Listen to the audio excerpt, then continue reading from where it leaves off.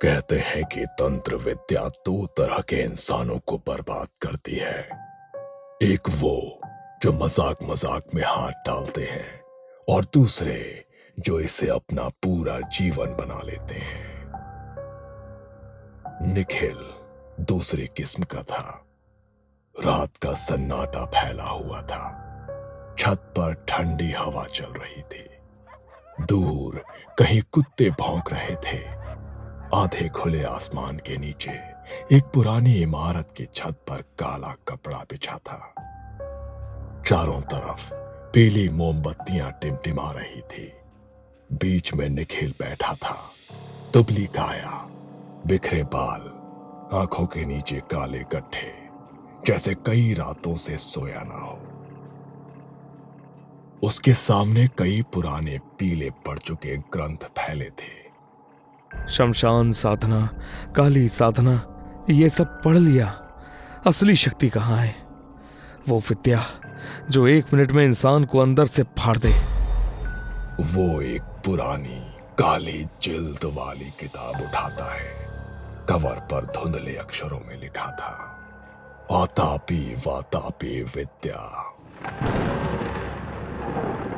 उस पल जैसे आसमान में हल्की बिजली चमकती है, जैसे किसी ने इस नाम पर मुहर लगा दी हो।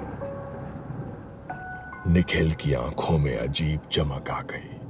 उसे नहीं पता था कि यह सिर्फ 2 राक्षसों का नाम नहीं, बल्कि पेट के अंदर पैदा होने वाली मौत की विद्या थी। वो पन्ने पलटने लगा। किताब के अंदर एक चित्र बना था। 2 राक्षस, एक बकरा बना हुआ, दूसरा उसके ऊपर मंत्र पढ़ रहा है। नीचे छोटे अक्षरों में एक कथा लिखी थी। बहुत पहले की बात है। 2 राक्षस भाई थे, आतापी और वातापी। आतापी मंत्र ज्ञानी, चालाक, वातापी रूप बदलने वाला, खूंखार। वो जंगल में घूमते, थके हारे यात्रियों को देखते और हंसते हुए कहते, आइए यात्रीजन, थक गए होंगे, हमारे आश्रम में भोजन कीजिए। वो एक बकरे को लाते, पर वो कोई साधारण बकरा नहीं होता। आतापी मंत्र पढ़कर अपने भाई वातापी को उस बकरे के रूप में बांध देता। फिर उसी बकरे का मांस पकाकर यात्रियों को खिलाया जाता।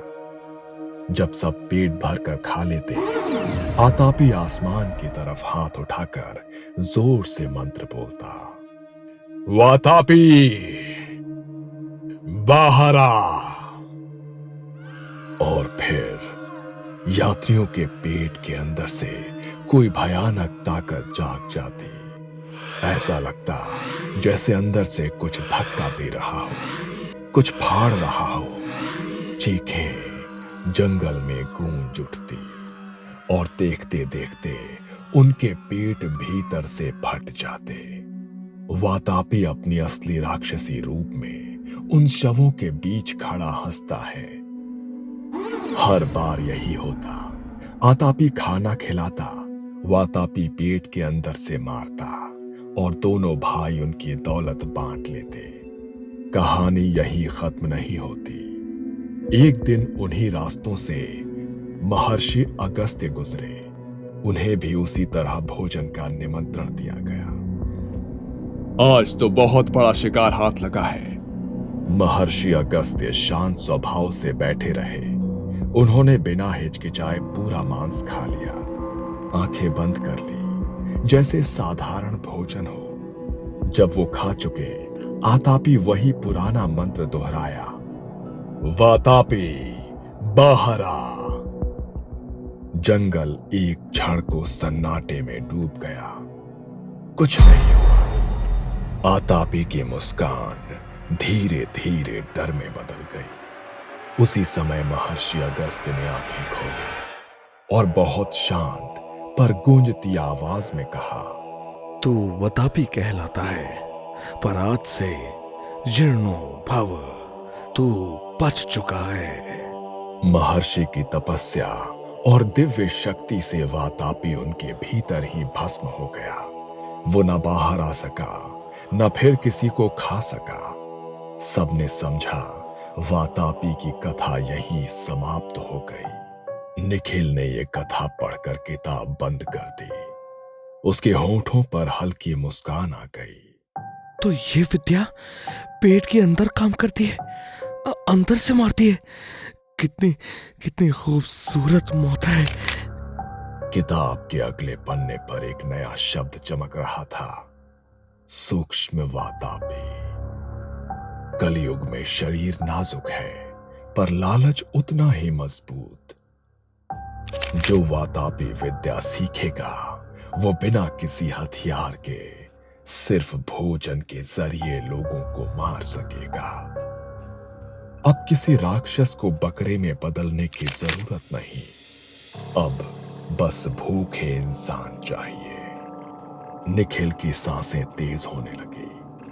लोग तो खुद चलकर आएंगे मंदिर में प्रसाद के बहाने। कुछ दिनों बाद सुबह के समय कस्बे के पुराने मंदिर के बाहर मेला सा माहौल था। घंटियां बज रही थी, लोग दर्शन के लिए लाइन में खड़े थे। मंदिर के गेट के पास एक नया स्टॉल लगा था। निखिल भोग प्रसाद सेवा, मुफ्त खिचड़ी हलवा।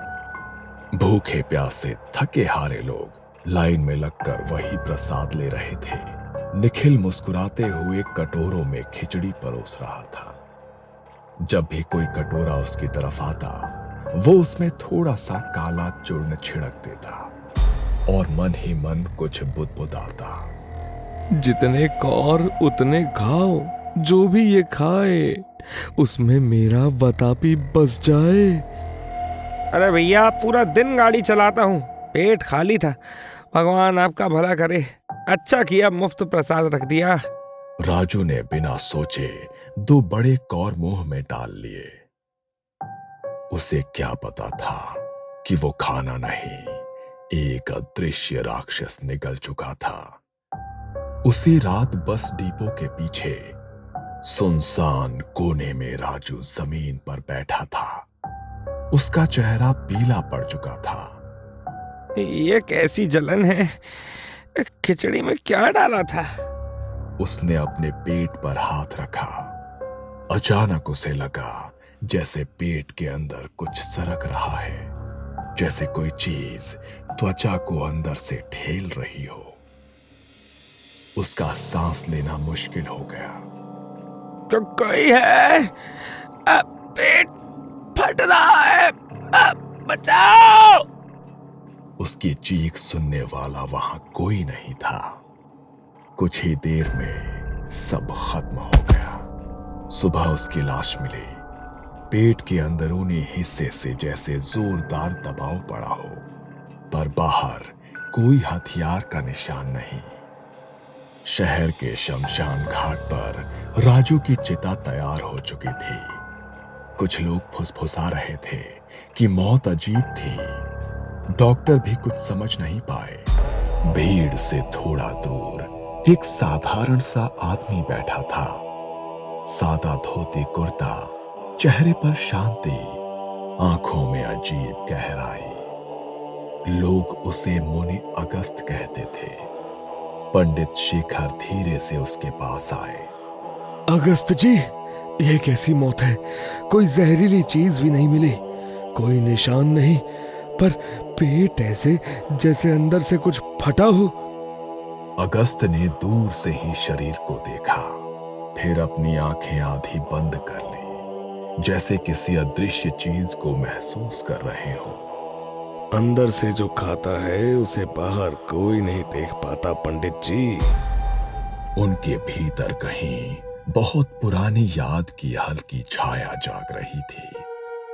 आतापी, वातापी और महर्षि अगस्त्य। उधर निखिल की रातें और भी अंधेरी हो चुकी थी। वो छत पर बैठकर प्रसाद बांटने के बाद हर मौत की खबर सुनता और किताब के सामने आकर मुस्कुराता। 2 सफल प्रयोग। अब अगला कदम संयुक्त वातापी, एक साथ कई शरीरों में घुसने वाला। तभी उसके अपने पेट में हल्का दर्द उठा। वो चौंक गया। उसे ऐसा लगा जैसे किसी ने उसके कान में बिल्कुल पास आकर फुसफुसाया हो। जो तूने जगाया है, अब वो तुझे भी खाना चाहता है। उसने घबरा कर पीछे मुड़कर देखा।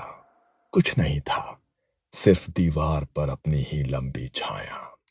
पर कुछ पल के लिए उसकी छाया के पेट वाले हिस्से में अजीब सी हलचल दिखी। फिर सब कुछ सामान्य हो गया। अब निखिल की योजना और बड़ी हो चुकी थी। मंदिर में घोषणा हुई, आज रात तीर्थ यात्रा के लिए बस निकलेगी। सभी यात्रियों के लिए भोजन और प्रसाद की व्यवस्था निखिल करेगा। ये सुनकर निखिल के चेहरे पर वही चमक आई जो पहली बार किताब देखते समय आई थी। रात होने पर बस स्टैंड पर भीड़ जमा थी। सबको पैकेट में हलवा पूड़ी दी जा रही थी। हर पैकेट के अंदर वही काला चूर्ण। बस चल पड़ी। अंदर लोग हंस बोल रहे थे।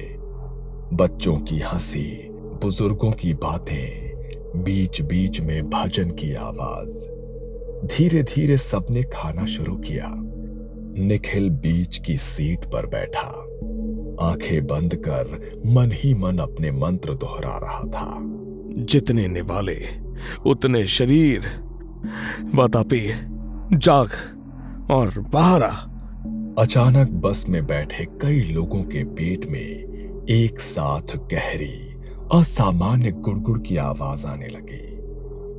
किसी बच्चे ने रोना शुरू कर दिया। एक बुजुर्ग अपना सिर पकड़कर झुक गए। कुछ यात्रियों के चेहरों पर बेचैनी साफ दिखने लगी। पहली बार सूक्ष्म वातापी ने एक साथ इतने शरीरों में खुद को फैलाया था। उसी समय सड़क के बीचों बीच आगे एक आदमी दिखा। मुनि अगस्त। बस के सामने खड़े होकर उन्होंने अपना हाथ उठा लिया। ड्राइवर घबरा गया और जोर से ब्रेक लगा दिए। बस झटके से रुकी। अरे बाबा जी, जान लेनी है क्या? बस रुकी तो सभी लोग हिल गए। कई लोग पेट पकड़कर कराहने लगे। निखिल ने खिड़की से बाहर झांक कर देखा। सड़क पर खड़े मुनि अगस्त सीधे उसकी तरफ देख रहे थे। उनकी आंखों में कोई डर नहीं था, सिर्फ पहचान थी, जैसे वो बहुत पहले से उसे जानते हो। कितने शरीरों में कितनी भूख भरोगे निखिल? बस के भीतर सन्नाटा छा गया। कुछ यात्रियों ने हैरानी से निखिल को देखा, कुछ बाहर खड़े साधु को। सबको बस इतना महसूस हो रहा था कि उनकी सांसें भर रही है। पेट के अंदर कुछ गड़बड़ है। लोग बस से उतरने लगे। सड़क के किनारे सभी जमीन पर बैठ गए। कोई कराह रहा था, कोई पानी मांग रहा था। निखिल बाहर आया और क्रोध से भरकर बोला, तुम कौन होते हो बीच में आने वाले? ये मेरी साधना है, मेरी विद्या, आतापी बतापी विद्या। इसके सामने किसी ऋषि की पुरानी कहानी नहीं चलती। कहानी नहीं, इतिहास है, जिसे तुम्हारे जैसे लोग दोबारा दोहराना चाहते हैं। पर याद रखो, वातापी को पहले भी बचाया गया था और आज फिर बचाया जाएगा। यात्रियों के पेट की आवाजें और तेज होने लगी। कुछ लोग दर्द से चीखने लगे। वातापी, सबके अंदर से बाहर आ। ऐसा लगा जैसे हवा अचानक भारी हो गई हो। कई यात्रियों के मुंह से हल्का सा काला धुआं निकलकर ऊपर की तरफ उठने लगा। वो धुआं एक जगह जमा होता गया और धीरे धीरे एक भयानक, विशाल, पेट उभरे हुए राक्षसी आकार में ढलने लगा। आंखें नजर नहीं आ रही थी, पर उसकी भूख महसूस हो रही थी। वो धुआं राक्षस सड़क के ऊपर मंडरा रहा था। उसके भीतर से पतली पतली काली लताएं निकलकर यात्रियों के पेट की ओर लौटती दिख रही थी, जैसे उनके अंदर बाहर के बीच कोई अदृश्य डोर बंधी हो। ये सूक्ष्म वातापी का रूप था जो अब एक साथ कई लोगों के पेट से जुड़ा हुआ था।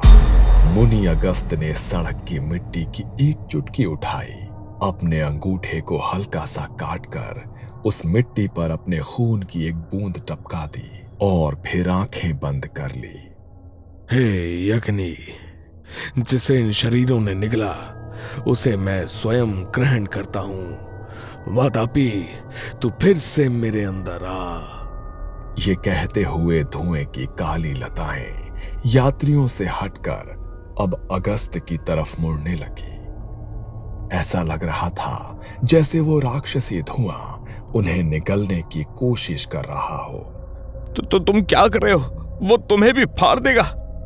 अगस्त का शरीर कांपा, उनके पेट के आसपास हल्का फुलाव दिखा, जैसे भीतर कोई संघर्ष चल रहा हो, पर उनकी आंखों में अजीब सी शांति थी।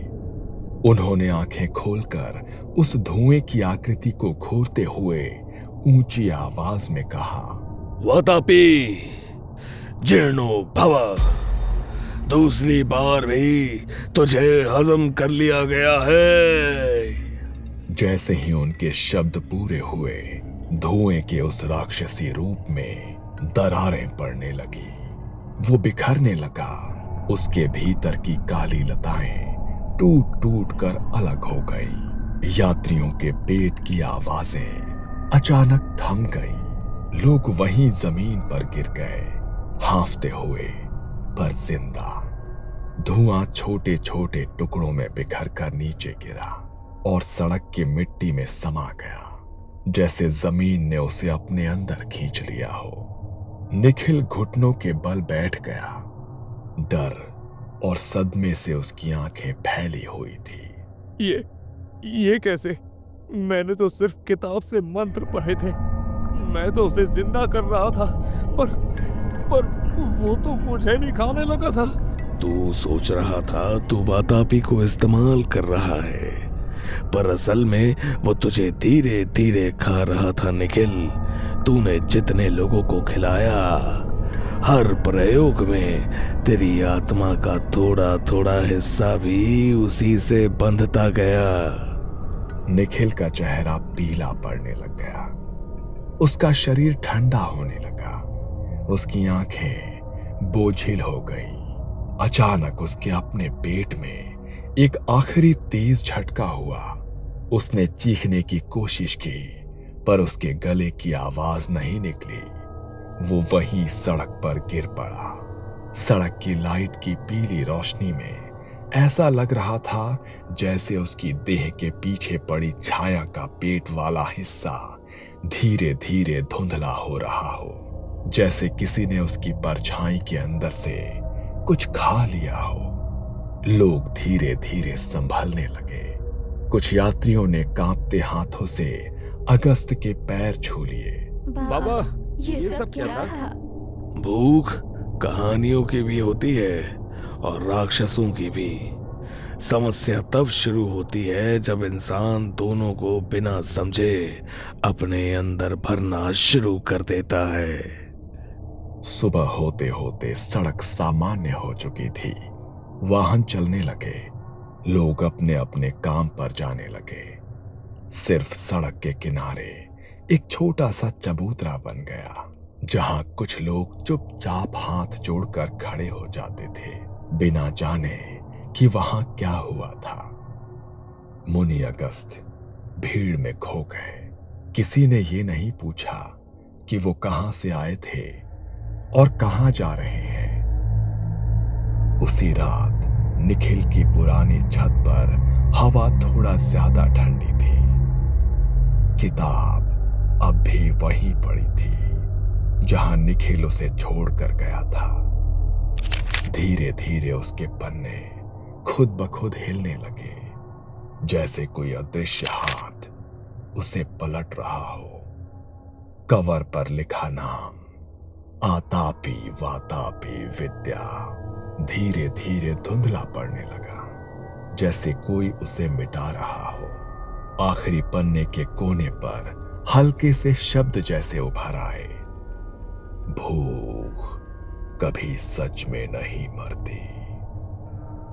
फिर सब शांत हो गया। तो ये थी कहानी कलयुग के निखिल की और उस प्राचीन वातापी की, जिसे एक बार महर्षि अगस्त्य ने और आज के समय में मुनि अगस्त्य ने पेट के अंदर ही खत्म कर दिया। शायद ऐसी कथाएं हमें बस ये याद दिलाने आती हैं कि हर ज्ञान, हर विद्या सबसे पहले हमारे इरादों को परखती है। अगर आपको ऐसी माइथो हॉरर कहानियां पसंद है तो चैनल को सब्सक्राइब करना बिल्कुल मत भूलना। ये कहानी आपको अच्छी लगी हो तो हमें सब्सक्राइब करें, हमारा इंस्टाग्राम और फेसबुक पेज जरूर फॉलो करें। अगर आपके पास ऐसी ही कोई कहानी हो तो हमें कमेंट बॉक्स में भेजें। हम कोशिश करेंगे कि अगली एनिमेटेड स्टोरी आपकी होगी।